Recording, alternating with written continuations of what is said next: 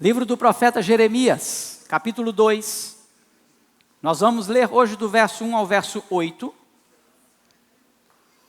Eu vou fazer a leitura do texto, os irmãos acompanhem comigo, e logo depois mantenha a sua Bíblia aberta, para que você possa então meditar no texto, e nós possamos ver o que o Senhor tem para falar ao nosso coração, por meio da sua palavra. Leiamos o texto que diz: A mim me veio a palavra do Senhor dizendo: vai e clama aos ouvidos de Jerusalém. Assim diz o Senhor: lembro-me de ti, da tua afeição quando eras jovem, e do teu amor quando noiva, e de como me seguias no deserto, numa terra em que se não semeia. Então Israel era consagrado ao Senhor, e era as primícias da sua colheita. Todos os que devoravam se faziam culpados, o mal vinha sobre eles, diz o Senhor. Ouve a palavra do Senhor, ó casa de Jacó, e todas as famílias da casa de Israel. Assim diz o Senhor: que injustiça acharam vossos pais em mim, para de mim se afastarem, indo após a nulidade dos ídolos, e se tornando nulos eles mesmos. E sem perguntarem: onde está o Senhor, que nos fez subir da terra do Egito, que nos guiou através do deserto por uma terra de ermos e de covas, por uma terra de sequidão e sombra de morte, por uma terra em que ninguém transitava e na qual não morava homem algum? Eu vos introduzi numa terra fértil, para que comesseis o seu fruto e o seu bem.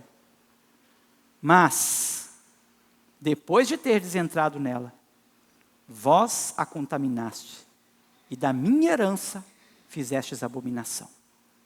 Os sacerdotes não disseram: onde está o Senhor? E os que tratavam da lei não me conheceram. Os pastores prevaricaram contra mim. Os profetas profetizaram por Baal, e andaram atrás de coisas de nenhum proveito. Feche seus olhos. Peça ao Senhor que use de misericórdia para falar ao seu coração nessa noite. Que a palavra do Senhor, que é suficiente, possa encontrar morada, abrigo na sua vida, em nome de Jesus. Pai querido, fale conosco. Que a minha boca se cale. Que o teu Santo Espírito possa de maneira plena falar com toda a sua igreja, para a honra e glória do seu nome. É a oração que eu te faço em nome de Jesus. Amém.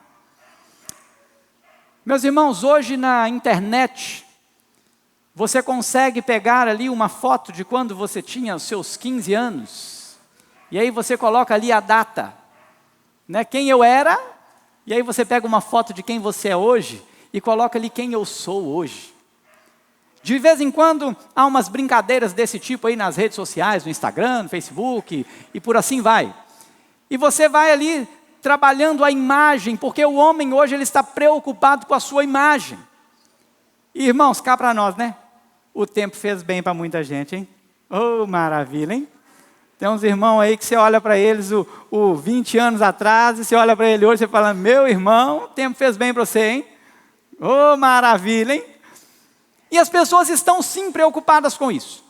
Mas eu queria te fazer uma pergunta. Será que você teria coragem de colocar o seu estado de quando você se converteu? De quando você experimentou o primeiro amor? De quando você conheceu Jesus e entregou a sua vida para Ele como único e suficiente Salvador? Descrito ali de um lado. E hoje você colocar a sua vida depois de 20 anos, depois de 10 anos, depois de 5 anos, seja lá o tempo que for, o tempo que você teve esse encontro com Jesus. Como seria? Será que hoje você está melhor? Ou será que hoje você está pior? Eu queria que você fizesse essa reflexão. Talvez você nasceu no berço evangélico. Então a sua criação foi ali no berço evangélico. Então você foi criado na igreja e teve toda essa estrutura de leitura da palavra, de conhecimento, de entendimento. E hoje como está a sua vida? Coloque isso num paralelo, para que você possa pensar, e você possa ao final deste sermão, fazer uma avaliação e se colocar diante de Deus. Porque nós temos um Deus Todo-Poderoso que tem um plano e um projeto para a nossa vida. Amém? Você crê nisso? Para você que nos visita, para você que não participou dos sermões anteriores, eu quero situar você neste livro tão precioso do profeta Jeremias. Nós aprendemos aqui no capítulo 1 que Jeremias era filho de um sacerdote, uma família sacerdotal, filho de Ilquias. E Jeremias, ele profetizou nos tempos do rei Josias, até os tempos do rei Zedequias, até o 5º mês do cativeiro, quando a Babilônia toma Jerusalém, e Judá então é destruída e levada cativa. Nós vimos que isso aconteceu mesmo o povo de Judá, olhando para o povo do norte, para o povo de Israel, que já havia sido levado cativo há muitos anos antes. O povo ainda assim não obedeceu o Senhor, e o Senhor disse para eles: olha, vocês precisam andar comigo, se vocês não andarem comigo, vocês vão sofrer, há sentenças para isso. E então o povo não obedece, o povo não compreende, e então esse povo é levado cativo. E Jeremias, ele está neste meio, neste intervalo, onde Deus está cobrando desse povo uma vida de santidade. Nós vimos que Josias foi um homem que tentou levar o povo ao Senhor. Nós vimos que Josias, ele procurou reestabelecer o culto, ele procurou reestabelecer a lei do Senhor, quando acharam a lei perdida no templo no meio de tantos deuses. Mas outros reis vieram e pecaram contra o Senhor. E Jeremias está então profetizando neste tempo. E nós vimos que Jeremias, ele tem um chamado. O seu chamado, ele começa aqui no verso 4 do capítulo 1. E nós vimos que dentro do chamado de Jeremias, ele tinha um propósito, ou Deus tinha um propósito para Jeremias. E Jeremias, ele não seria sacerdote, Jeremias seria profeta. E nós vimos que o Senhor o chama com esse propósito. Mas ele não só o chama, mas ele também traz a Jeremias a necessidade de dependência. Porque Jeremias vai dizer: eu não passo de uma criança. E o Senhor vai dizer para ele: olha, não é bem assim que funciona, não diga isso. Porque Jeremias era uma criança. Ele era sim uma criança, um jovenzinho, que teria que profetizar diante de reis, diante de sacerdotes, diante da nação inteira. O Senhor então, olhando a dependência de Jeremias, o Senhor dá a direção, do verso 7 ao verso 9, onde o Senhor diz para Jeremias: ô Jeremias, todo mundo que eu mandar ir até você irá, e tudo que eu mandar você dizer, você vai dizer, você vai falar. Sou eu quem faz isso. E então o Senhor derrama sobre Jeremias, além da direção, além de dar a direção, o Senhor derrama sobre ele a autoridade. E o Senhor diz no verso 10, olha que hoje te constituo sobre as nações, sobre reinos, para arrancares e derribares, para destruíres e arruinares, e também para edificares e plantares. Esse menino, essa criança, talvez um pré-adolescente, recebeu toda a autoridade de Deus para chegar diante dos príncipes, diante dos reis e dizer: olha, vocês serão destruídos. Mas também para dizer a eles que o Senhor tem uma promessa a cumprir. E o Senhor vai dizer para ele: olha, eu estou aqui velando pela minha palavra, para que a minha palavra se cumpra. Tanto a palavra de condenação para aquele povo perverso, pecador, que não abandonou os seus pecados, mas abandonou o Senhor, mas também para cumprir a sua promessa de aliança. Porque o Senhor tem uma promessa, e a promessa dele e a sua aliança, ela é infalível, ela é inquebrável. O Senhor, ele cumpre a sua promessa. E o Senhor então vai dizer para Jeremias que o Senhor também é um Deus que cuida. Ele vela para cumprir a sua palavra, mas ele também cuida daquele profeta. E o Senhor vai dizer para este profeta, no verso 18, que ele coloca esse profeta como cidade fortificada, coluna de ferro, muro de bronze, contra todo o país, reis de Judá, contra os seus príncipes, contra os seus sacerdotes e contra todo o povo. E diz para esse profeta assim: olha, quando você começar a falar, quando você começar a profetizar, o que esse povo vai fazer? Vai se levantar contra você. As pessoas vão se levantar contra você, Jeremias. Mas não se preocupe. Não se preocupe. Não temas. Porque eu sou contigo. Diz o Senhor para te livrar. Este é o contexto em que nós estamos, neste livro. E agora, quando nós chegamos no capítulo 2, o Senhor começa a dar a Jeremias uma direção. E o Senhor começa com Jeremias numa sentença. O capítulo 2 inicia com o Senhor sentenciando o povo de Israel. E o Senhor, a primeira coisa que faz, é como aquele quadrinho do Facebook. É colocar de um lado quem Israel era. Quando foi chamado por Deus. Quando o Senhor estabeleceu a aliança. Quando o Senhor tira esse povo do Egito. Quem era Israel? Quem era esse povo? E eu quero chamar a sua atenção para algumas lições nos versos 1 até o verso 3. E você vai perceber que o Senhor começa dizendo, olha, vai, verso 2, vai e clama aos ouvidos de Jerusalém. Assim diz o Senhor, eu me lembro de ti, Israel. Eu lembro de você. Eu lembro de você quando? Eu lembro de você quando você era jovem. Mas eu lembro da tua afeição. Eu lembro de você quando você me seguia no deserto. Eu lembro do teu amor. Israel era um povo consagrado ao Senhor.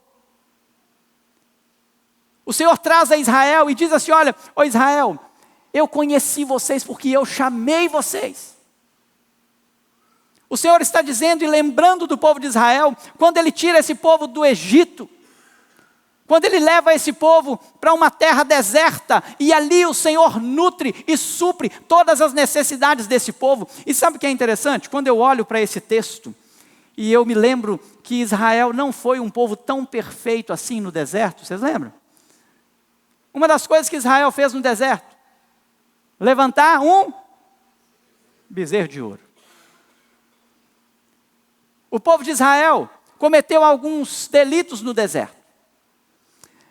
Porque o Senhor está mostrando que não é questão de perfeição.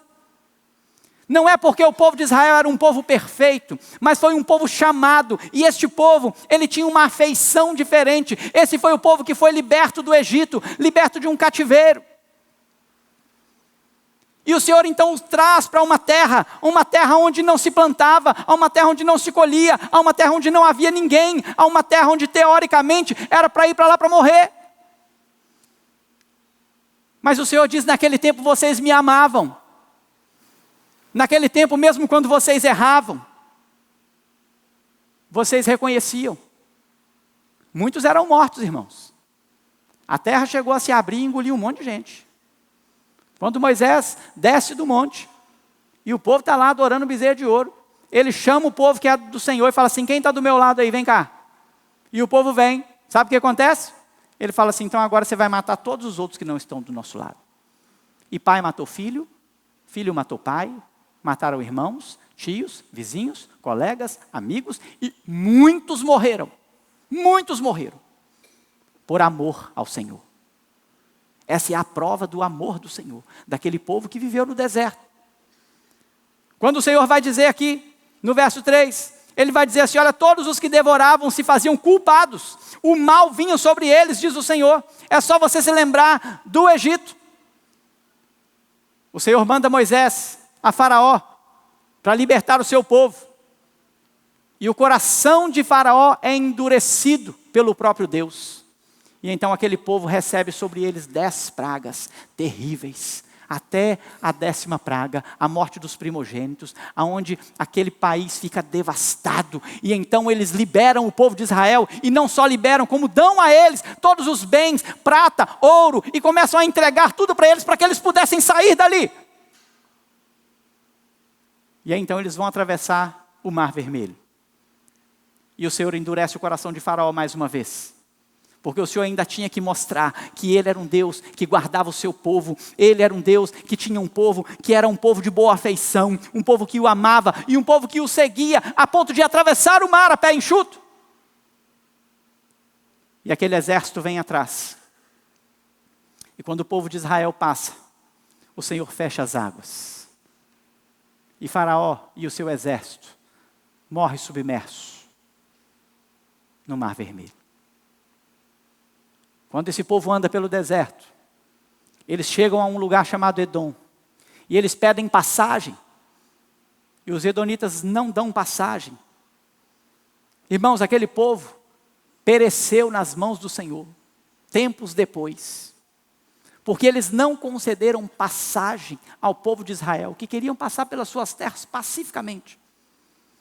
O Senhor está descrevendo para Israel: eu cuidei de vocês, vocês estavam comigo, vocês caminhavam comigo, vocês eram pessoas que me amavam. Por mais que vocês errassem, quando vocês erravam, eu chamava a atenção de vocês, Moisés vinha e implorava e intercedia, e eu derramava o meu amor por vocês, e vocês respondiam isso a mim.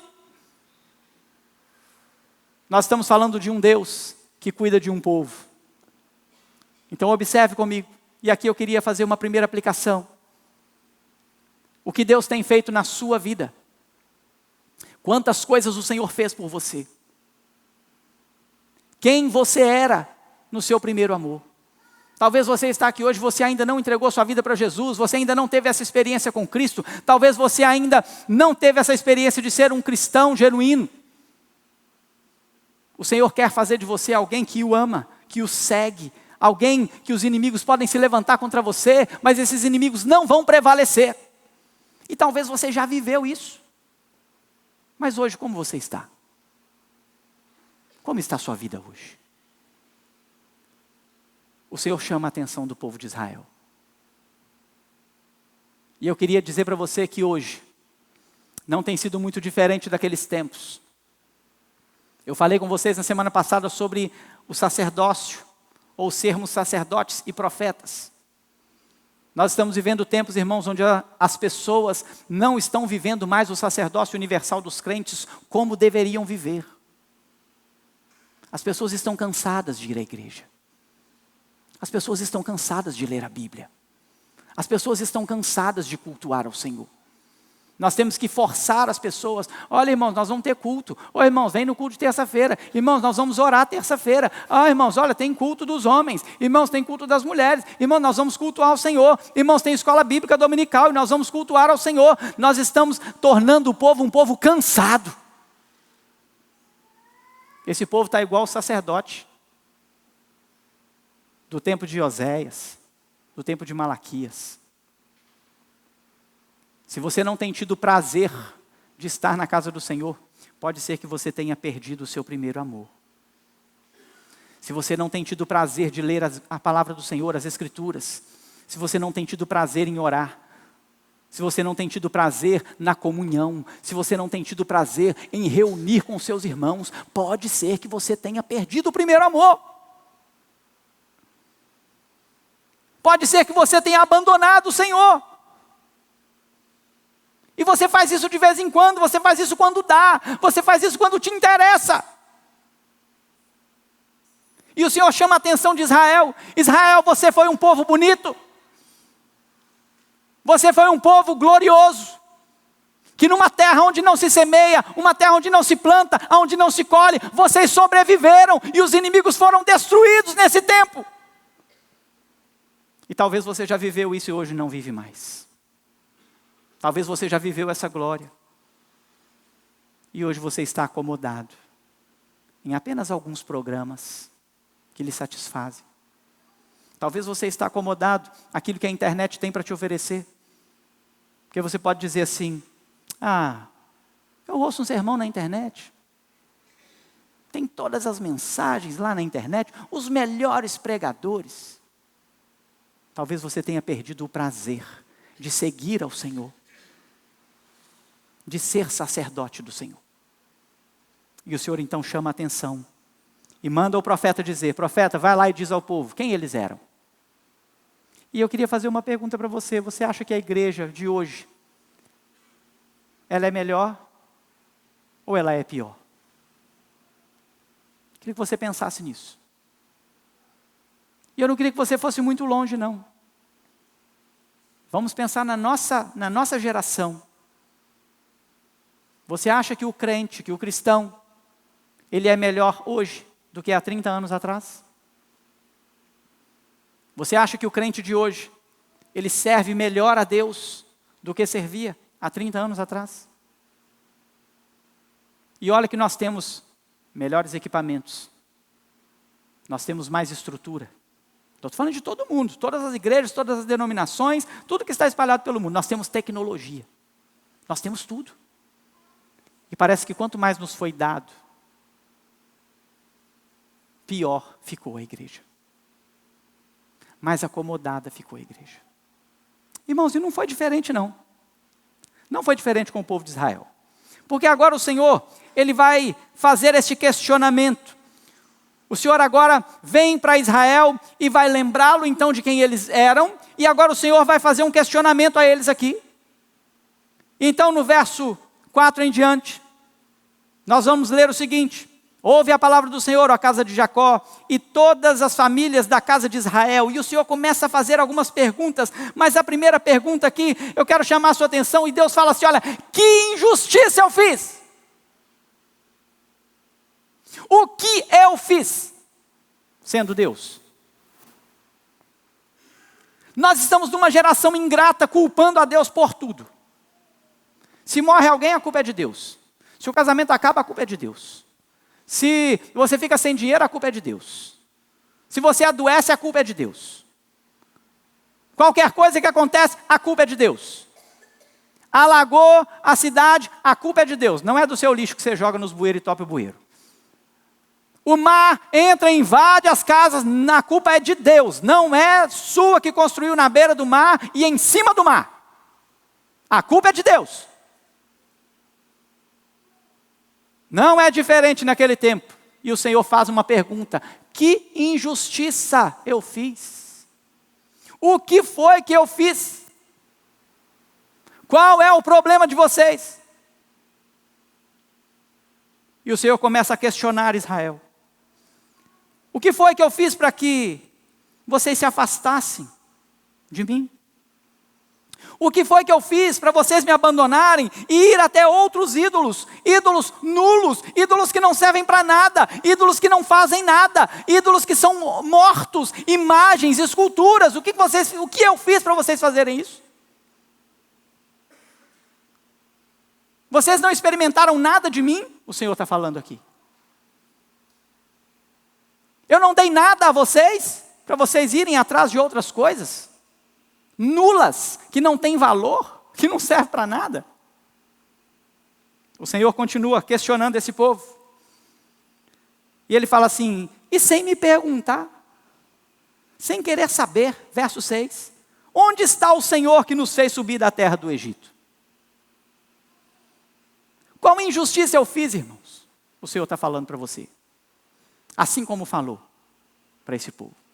Que injustiça esse Deus fez?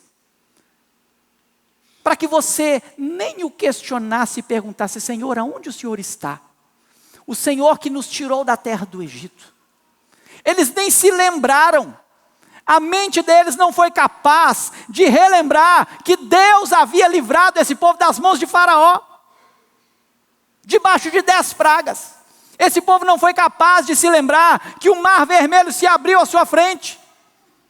Esse povo não foi capaz de se lembrar que a terra que o Senhor prometeu, Ele deu. Josué assume o governo. Moisés morre. E mais uma vez, as águas param, porque o Jordão, ele para e o povo atravessa a pé enxuto. Mais uma vez. Milagres acontecendo, um atrás do outro.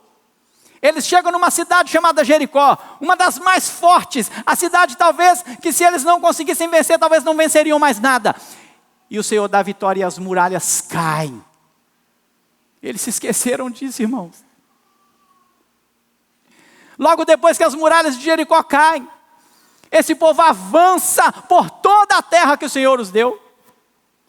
E o Senhor diz assim: o que foi que eu fiz? O que foi que eu fiz? Para vocês nem me perguntarem: cadê o Senhor? Onde o Senhor está? Para se lembrar que há um Deus que te tirou da terra do Egito. Ele continua questionando este povo, que nos guiou através do deserto. Todo o relato que eu fiz aqui para vocês, né? A uma terra de ermos e de covas, por uma terra de sequidão, de sombra da morte, por uma terra em que ninguém transitava, na qual morava homem algum.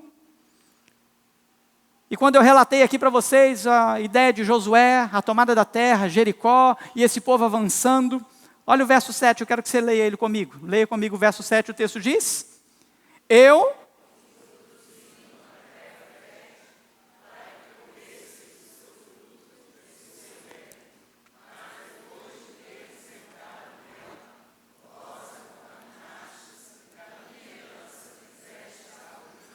Pronto. O Senhor fala assim, deixa eu te falar o que é que vocês fizeram. Depois de ter feito tudo isso com vocês. Depois de ter dado a terra para vocês. Depois de ter colocado os inimigos debaixo dos pés de vocês. Sabe o que vocês fizeram? Vocês me desobedeceram. Eu dei para vocês aquilo que eu prometi. A minha promessa eu cumpri. E o que vocês fizeram? Depois de ter entrado, depois de ter experimentado, depois de ter comido do fruto, depois de ter colocado os pés na terra, depois de ter conquistado, depois que as coisas estavam tudo bem, tudo bom, muito bem, obrigado, eles abandonaram o Senhor. Eles falaram assim, agora nós não precisamos mais do Senhor. Irmãos, como isso reflete a nossa geração? Como isso tem refletido o povo do século 21? E nós temos vivido muito bom, muito bem, obrigado. Nós estamos vivendo um tempo onde parece que as pessoas já conquistaram ou estão conquistando aquilo que elas queriam.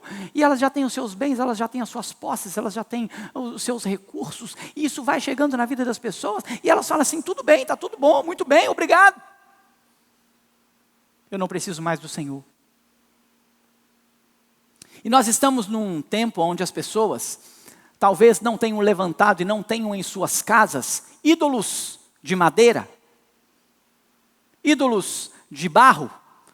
Talvez não seja esse o problema na vida de milhares e milhares, e eu não sei nem qual é o percentual dos considerados crentes no Brasil ultimamente, mas são muitos.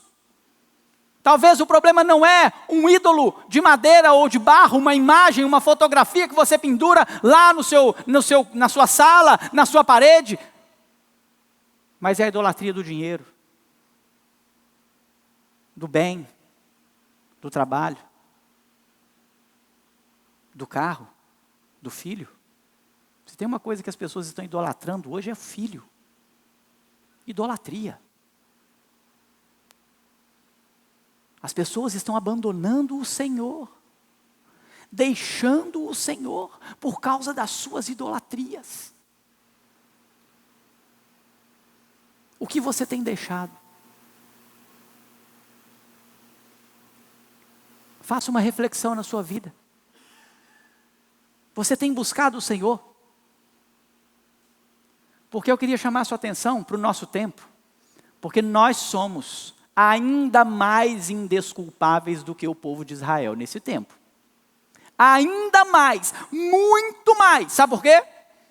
Porque este povo tinha uma promessa de algo que ainda viria. Que promessa era essa? Que promessa é essa? Jesus. Eles ainda estavam vivendo de sombras. Talvez para eles a coisa era mais difícil. Porque eles não estavam conseguindo perceber e enxergar que todo aquele sacrifício, que a mediação pelo sacerdote, que o templo, a presença de Deus no templo, era algo que ainda haveria de acontecer na vida deles presencialmente com Jesus Cristo. E talvez eles não entendiam isso, apesar de estar claro e nítido para eles na lei que o Senhor determinou para eles. Foi isso que Deus fez. Agora nós temos um problema. Nosso problema é muito maior. Porque Jesus Cristo veio. Ele veio, amém, irmãos? Amém. Nós estamos aqui por causa disso. Nós estamos aqui porque Jesus veio. Nós estamos aqui porque o Verbo se fez carne e habitou entre nós, cheio de graça e de verdade. Nós vimos a sua glória, a glória do unigênito do Pai. Nós vimos. E a igreja que serve ao Senhor hoje é a igreja que conheceu e conhece Jesus Cristo, porque se nós não conhecemos Jesus Cristo, nós não precisamos nos reunir como igreja. Isso faz de nós um pouco mais indesculpável. Isso torna a gente um pouco mais responsável. E eu quero fazer uma pergunta para você, o que você tem abandonado? O que você tem deixado de fazer? Você tem abandonado o Senhor? Você tem deixado de cumprir o seu papel de sacerdote e de profeta? Ou você tem vivido como aquele povo do primeiro amor? Ou ainda está vivo na sua vida aquela vontade de falar para as pessoas do Jesus que você conheceu? Como está a sua vida? O mundo está sedento. As pessoas estão carentes desse evangelho. Mas nós temos que apresentar esse evangelho para eles. E muitas vezes nós temos deixado o Senhor e feito abominação e contaminado aquilo que é do Senhor. Essa mensagem é muito dura, irmãos. Porque agora quando ele vai falar no verso 8, ele vai apresentar o que aconteceu. Aonde começou a ruir. E quando nós lemos Oséias, quando nós lemos Malaquias, nós vamos perceber que o povo é como o sacerdote. E o sacerdote é como o povo. Deus manda Jeremias questionar. E ele começa questionando o sacerdote. Vamos ler o verso 8 comigo? O texto vai dizer assim, todos juntos o texto diz: os sacerdotes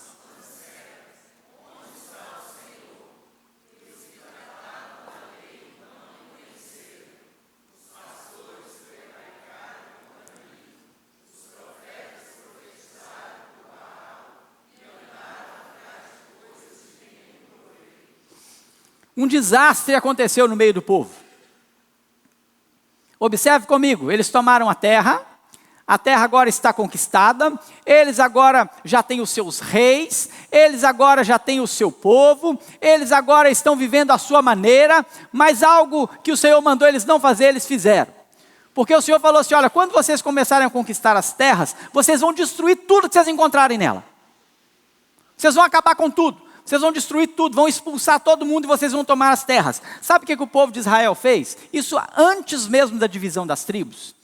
Eles não mandaram o povo embora. Eles começaram a aproveitar o povo. E falaram assim, não, deixa esse povo aqui, vai servir de escravo para nós. Que isso? Não, deixa essa turminha aqui, que isso aqui vai ser muito bom para nós, vamos aproveitar isso aqui. E quando nós chegamos nos tempos de Jeremias, os reis, as nações, tanto o povo do norte que já tinha sido levado cativo anos atrás, quanto agora o povo do sul, o povo de Jerusalém, o povo de Judá, já estavam atolados nos cultos a outros deuses. E tudo começa com o sacerdote. Esse sacerdócio era o culto que era prestado. Sabe o que acontece no meio desse povo agora, irmãos? O sacerdote não se importa mais qual Deus ele está adorando. Ele não quer saber. O sacerdote não faz mais caso do Deus Todo-Poderoso. O sacerdote agora, ele cultua a qualquer Deus. Lembra do que eu falei aqui? A diferença do profeta e do sacerdote? Nós estamos hoje como o quê? Nós estamos aqui hoje como o quê? Sacerdote. Isso aqui é a reunião do sacerdote. Nós somos o sacerdócio universal dos crentes. Por quê? O sacerdócio, ele é a adoração prestada. É o culto que nós prestamos a Deus. Quando nós saímos daqui e nós proclamamos esse evangelho lá fora, nós já não somos mais sacerdotes, nós somos o quê? Profetas. Nós somos sacerdotes e profetas. Aqui agora nós estamos vivendo o sacerdócio, o culto, a adoração. E o sacerdote ele parou. O sacerdote ele esqueceu o Senhor. Ele agora começa a ter tudo como o Senhor. Ele adora qualquer um, a qualquer Deus. Tudo que tiver de Deus, numa sociedade politeísta, numa sociedade que tinha milhares e milhares de deuses, eles agora adoram a qualquer Deus.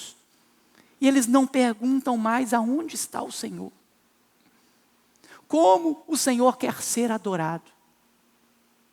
E, irmãos, nós estamos no Novo Testamento.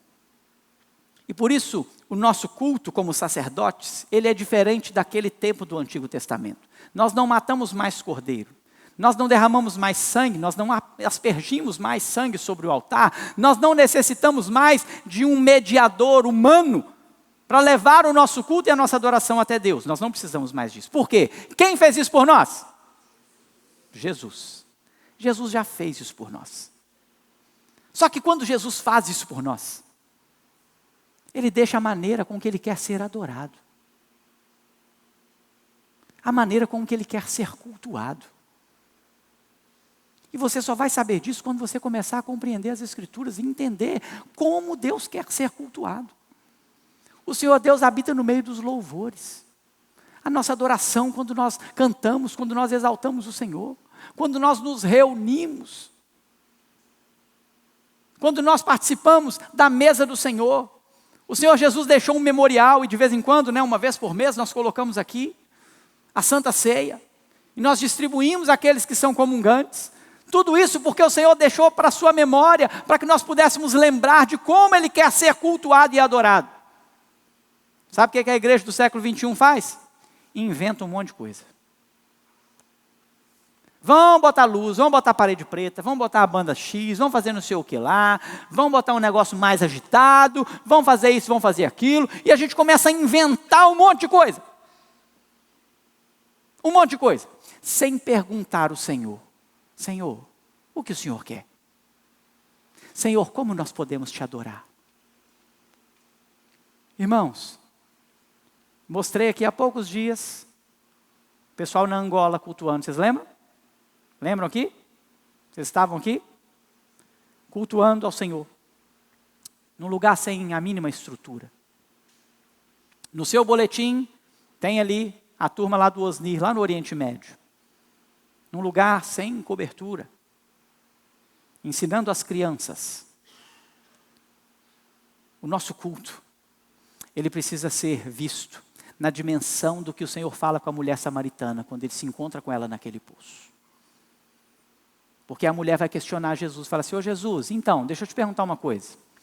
Diz que é lá naquele monte, diz que é lá em Jerusalém, que nós temos que adorar. Como é que é? Nós perdemos a oportunidade de adorar o Senhor, porque a gente não pode ir lá em Jerusalém. Onde é que a gente adora? É nesse monte? É naquele monte? Explica para a gente aí como é que adora. Qual que é a resposta de Jesus para aquela mulher, irmãos? Importa que os meus adoradores o adorem em... E ele fala assim: olha, não é nem nesse monte, nem naquele monte, não é nem naquele templo, nem naquele lugar. Importa que quando os crentes estão reunidos, seja na casa, no pequeno grupo, seja no culto de oração, seja no encontro que você faz, seja numa reunião administrativa, qualquer lugar que os crentes se reúnam, eles precisam adorar ao Senhor, e eles precisam ter essa convicção, e adorar o Senhor em espírito e em verdade. É isso que é culto. Mas as pessoas vão ao templo com pensamentos nulos. E os sacerdotes querem oferecer às pessoas aquilo que lhes agradam. E quantos cultos você já foi? Talvez você falou assim: hoje o culto não foi bom. Então você não prestou o culto correto ao Senhor. Porque o culto bom é aquele que você chega e adora ao Senhor em espírito e em verdade. E você ouve a voz do Senhor quando Ele fala por meio da sua palavra. Esse é o culto bom. Não depende da música que está sendo cantada. Depende de você cantar e louvar ao Senhor. Não depende do ambiente em que você está. Se ele te proporciona algo mais agradável, tem a ver com como você chega para adorar o Senhor. E os sacerdotes, eles não quiseram mais saber onde estava o Senhor. E eles começam a adorar qualquer coisa. Mas também, ele vai chamar a atenção daqueles que tratavam da lei. Ele fala assim: olha, os que tratam da lei, ou que tratavam da lei, não me conheceram. Eles não sabem o que está escrito na lei. Eles não sabem o que eu quero deles. Acho que isso daqui é uma das coisas mais importantes desse momento, porque isso, para nós, é muito real. É muito comum você chegar para alguém e falar assim: você é crente? E a pessoa diz o quê? Sou crente. Aí você pergunta para ela assim: você já leu a Bíblia? Ela assim: mais ou menos, lá na igreja. Você não vai levantar a mão. Mas quem já leu a Bíblia toda? Pelo menos uma vez. aqueles que tratavam da lei. Quem é que tem que lidar com a palavra do Senhor? Somos nós. Todos nós. Todos nós precisamos conhecer a lei. Todos nós precisamos conhecer o Evangelho que está descrito nesse livro. Todos nós. Mas nós perguntamos para as pessoas se elas leem esse livro. E talvez você hoje esteja nessa situação de dizer, mais ou menos. Leio aos domingos. E como que você vai poder adorar o Senhor e servir ao Senhor se você não sabe como Ele quer ser adorado? Como você pode dizer que conhece a Deus se você nunca leu a sua palavra? O culto de domingo à noite é muito bom, irmãos. Nós estamos aqui, eu estou aqui, se não for eu, é outra pessoa que vai estar aqui mostrando a você, descrevendo algum texto das Escrituras. Mas isso aqui é insuficiente para a sua semana. E aqueles homens, aqueles que tratavam da lei, eles não procuraram o Senhor. E tem muita gente usando a Bíblia hoje para tratar dos seus próprios prazeres. Querendo endossar até mesmo os seus pecados, usando alguns textos bíblicos isolados. E daí surgem as heresias, daí surgem as falsas igrejas, os falsos mestres e a apostasia. Nós estamos vivendo isso aqui nesse tempo. Mas ele vai falar também dos governantes, esses pastores aqui, talvez na sua tradução esteja pastores, mas pode ser que alguém, outro aí tenha uma tradução que seja governantes. Esses pastores não são os pastores, né, como este que vos fala. São aqueles que governavam. Aqui são os reis, aqueles que estavam cuidando de todo o povo. E esses governantes, eles abusaram daquilo que Deus havia dado a eles. Eles corromperam o povo. Vocês lembram quando nós olhamos os reis? O que eles fizeram? Eles deixaram de servir o Senhor. Eles fizeram o que era mal perante o Senhor. E aqui quando você olha o texto, ele vai dizer assim, olha, os pastores prevaricaram contra mim. Eles fizeram aquilo que era de pior contra mim. Estes governantes, eles destruíram o povo. Porque Deus havia levantado reis para representar o próprio Deus. Para que governassem o povo de Israel. Hoje os nossos governantes entram numa dimensão diferente. Hoje nós estamos debaixo da nova aliança. E nós não dependemos mais dos nossos governantes para servir ao Senhor. Mas nós temos um governo na igreja. Nós temos aqueles que governam a igreja. E são aqueles que muitas vezes têm levado a igreja para o buraco. Com as suas ideias fora do Senhor. Com o egoísmo, com o seu pensamento egocêntrico. E muitas igrejas e o povo do Senhor têm perecido por causa de líderes, de governos. E ele vai dizer agora a respeito do profeta. Os profetas profetizaram por Baal. E andavam atrás de coisa de nenhum proveito. Agora vem a sua posição de profeta. O profeta começou a profetizar por outros deuses ou por outras coisas. É interessante porque ele cita Baal, mas ele cita que ele foi atrás de coisas que não têm nenhum proveito. Se você for pensar que você é um profeta, o que você tem buscado? Você tem profetizado em nome de quem? Talvez você tenha até carregado o nome de crente. Talvez você tenha lá uma vitrine, como nós falamos aqui há algum tempo atrás.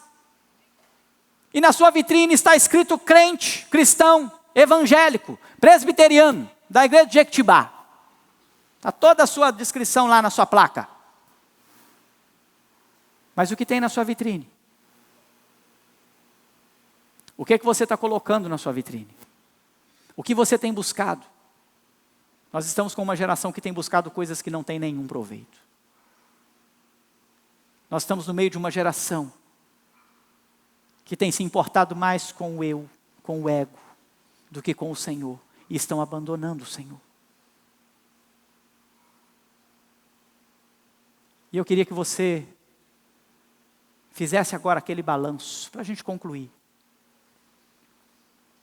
Faça aquele balanço. Coloque a sua vida diante do Senhor nesse momento. Como foi a sua vida, como era a sua vida, e como a sua vida é hoje. Será que você tem abandonado o Senhor e você tem corrido atrás de coisas de nenhum proveito? Será que você tem contaminado a herança que o Senhor tem colocado nas suas mãos, o evangelho da salvação? Será que você tem feito disso uma abominação? Eu queria que você pensasse nisso. Irmãos, Jeremias, ele tem uma função muito preciosa, que é trazer o povo ao arrependimento. O Senhor quer trazer você ao arrependimento. E nós, com uma responsabilidade muito maior, porque nós temos o privilégio de já estarmos com Cristo. Nós temos um privilégio de já termos experimentado, estar experimentando a presença de Jesus. Porque Jesus, quando subiu aos céus, ele falou assim: olha, eis que estarei convosco. Quantos dias? Alguns dias. Todos os dias. Até quando, irmãos? Até a consumação dos séculos. Nós temos uma responsabilidade muito maior, como sacerdotes, para cultuar ao Senhor. E como tem sido o seu culto? Você tem vindo na igreja na marra, irmão? Tem que forçar para você vir na igreja? Ou é um prazer para você estar na casa do Senhor? Ou como igreja do Senhor reunido? Porque esse prédio aqui não serve para nada não, irmãos. Deus não habita em templo feito por mãos de homens. Isso aqui é uma dádiva e um privilégio que ainda nos torna mais indesculpáveis. Porque além de tudo nós temos um ambiente extremamente gostoso e agradável para reunir e adorar o Senhor. Coisas que muitos outros não têm. Como é que está o seu domingo? Você chega domingo de manhã e fala assim: ó céu, ó vida, ó azar, tem que ir para a igreja. É isso? É assim que você está vivendo? Como você tem vivido, sacerdote? Como está a sua vida de oração? Como está a sua vida de leitura bíblica? Como está a sua vida de comunhão com os irmãos? E você, profeta? Você tem profetizado? Você tem falado do amor de Jesus para as pessoas? Você tem levado o evangelho da salvação para a alma perdida? Ou você simplesmente está vivendo a vida à sua maneira, dia após dia, e você não consegue falar para o outro a respeito desse Jesus que pode libertar ele do seu pecado? Como tem sido a sua vida de profeta, meu irmão? Faça uma observação. Será que você tem vivido somente uma vida de sacerdócio? E um sacerdócio enfatuado, cansado, enjoado? Como você tem vivido? A mensagem de Jeremias não é para a destruição do coração arrependido. Ela é para a destruição daquele que não se arrepende. Ela é para a destruição daquele que não reconhece. É para o cativeiro daquele que não entregou o seu coração a Cristo. Talvez você entrou aqui hoje, você ainda não tenha tido uma experiência com Jesus. Talvez boa parte do que eu falei não fez nem muito sentido para você. Mas você pode saber que Jesus Cristo, nosso Senhor, Ele chama você para viver para Ele, para adorar a Ele, para servir a Ele, como sacerdote, cultuá-lo, e também ser um profeta, alguém que proclama o evangelho da salvação. Como você tem vivido? Trace um paralelo da sua vida. O que você gostaria de viver? O que poderia melhorar? Eu quero orar pela sua vida. Queria que você se colocasse de pé.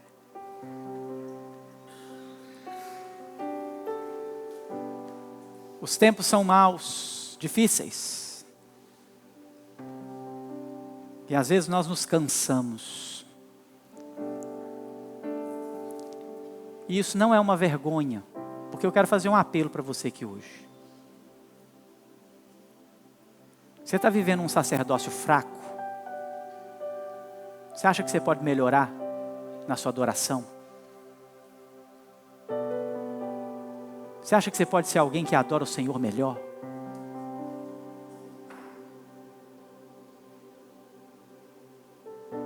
Você acha que você pode ser um profeta melhor? Ou talvez você entenda que nem o papel de profeta você esteja fazendo. E você quer mudar isso na sua vida. E você quer se arrepender disso.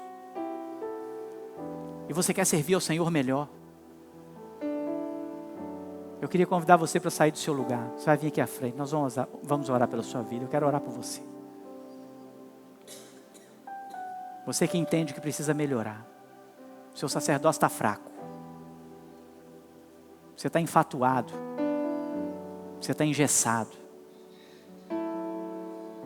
Você tem vergonha não, tá, irmão? Vergonha é você não fazer. Porque a nossa vida ela é notória. Talvez você precisa melhorar na sua evangelização. Fala assim, eu não estou fazendo o que eu devia. Não estou sendo profeta, o profeta que eu deveria ser.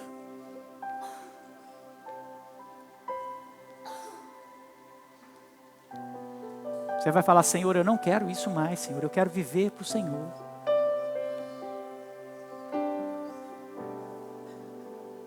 Talvez você está cansado desse negócio de crente, ser crente. Talvez você não esteja nem percebendo. Talvez você já viveu dias melhores, como crentes melhores. Você pode colocar sua vida diante do Senhor. Você pode colocar seu coração diante do Senhor. Isso não é vergonha não, irmãos. Vergonha você vai sentir quando Jesus vier buscar a sua igreja e você for para o inferno. Isso é vergonha. Porque a palavra veio até você e você não ouviu e não obedeceu. Mas o Espírito Santo fala a quem Ele quer. E Ele convence a quem Ele quer. E Ele usa a quem Ele quer. Feche seus olhos. Ore pela sua vida aí no banco também. Clame ao Senhor. Deus, em nome de Jesus, aqui está o povo do Senhor, que hoje diante da sua palavra, se coloca na sua presença para dizer, Senhor, eu quero ser melhor. Meu sacerdócio está ruim. Eu não estou servindo ao Senhor como deveria. Pessoas que estão aqui, Deus, confessando diante do Senhor, diante da igreja, que precisam adorar o Senhor como o Senhor quer ser adorado. E que apesar de crentes, não tem feito como tal.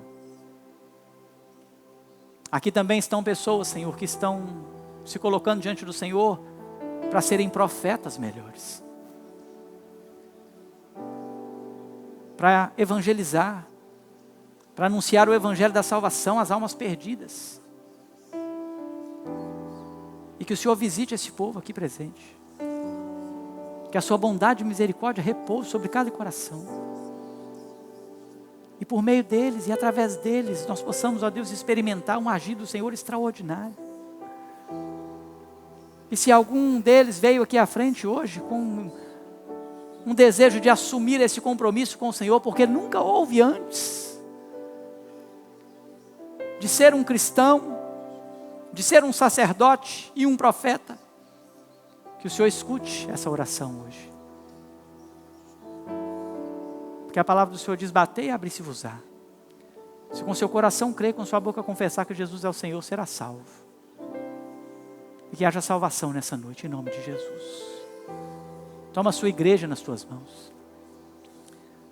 Talvez alguém aqui não tenha entendido hoje, muito bem, o que o Senhor quis dizer. Talvez algumas palavras, algumas expressões, talvez, ó Deus, até mesmo esse contexto histórico seja difícil para alguns aqui. Mas a palavra do Senhor diz que a fé vem pelo ouvir e o ouvir a palavra do Senhor.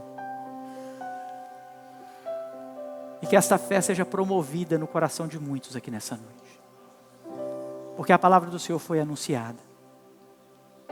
E nós temos convicção de que o Senhor Jesus veio, morreu por nós e nos trouxe essa responsabilidade de servir ao Senhor como sacerdotes e profetas. Cuida de nós. Restaura a vida do seu povo aqui presente. Nos leve a andar debaixo da sua graça, da santidade do Senhor. E transformarmos vidas por onde nós formos. Em nome de Jesus. Toma a sua igreja nas tuas mãos, nos dê uma semana de paz, uma semana abençoada, uma semana poderosa. Nós pedimos ao Senhor, Deus, que nós possamos, ó Deus, estar firmes, olhando firmemente para o Senhor, autor e consumador da nossa fé, que a gente não se desvie nem para a direita e nem para a esquerda, que nós possamos, ó Deus, vencer as lutas e as batalhas dessa semana, como servos do Senhor, mais que vencedores em Cristo Jesus. Guarda o seu povo, Senhor, para louvor e glória do seu nome que nós oramos, em nome de Jesus. Amém e amém.